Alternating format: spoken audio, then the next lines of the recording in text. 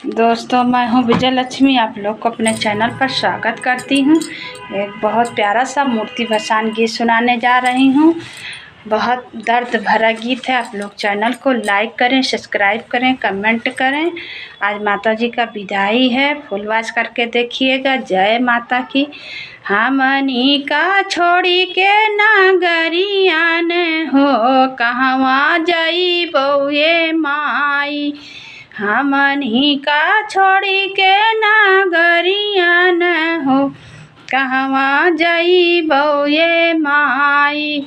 तू ही हायु मोरी महातरिया न हो, कैसे करी हम विदाई।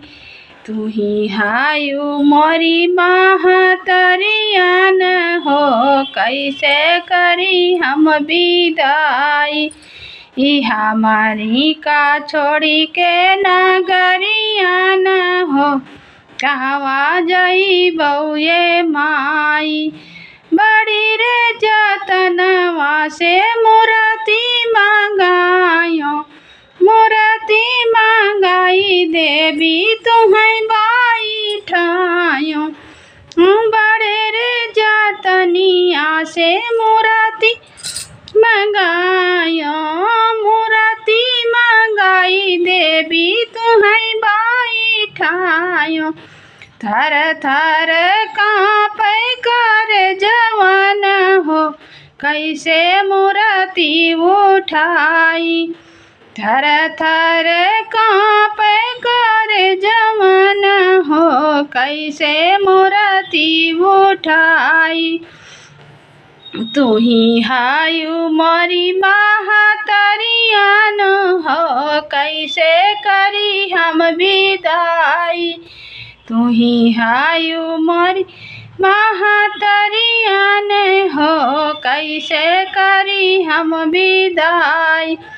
9 दिन मैया चरनिया में रहलू, 9 दिन दिया बिसरनिया में रहलू, कैसे करी हम विदाई। तू ही हायु मोरी महातरिया न हो, कैसे करी हम विदाई। थर थर काँपे कर जवान हो, कैसे मूर्ति उठाई। तू ही हायु मोरी महातरिया न हो, कैसे करी हम विदाई।